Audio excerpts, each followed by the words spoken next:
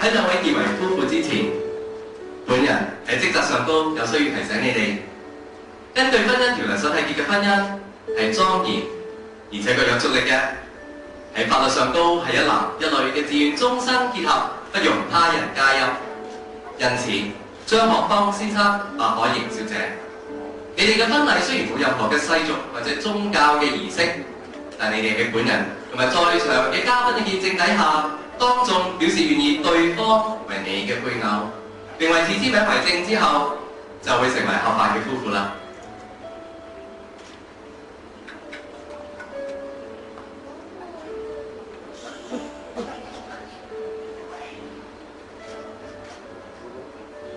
我請在座各位見證，我願意娶你作為我的合法妻子，無論環境順應、富貴貧窮、健康疾病，我都愛你、支持你、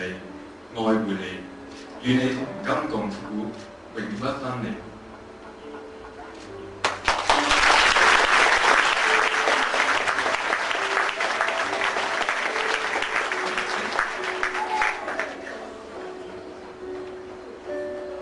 我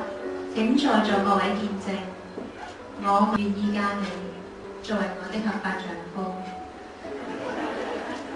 無論環境順逆、富貴貧窮、健康疾病，我都愛你、支持你、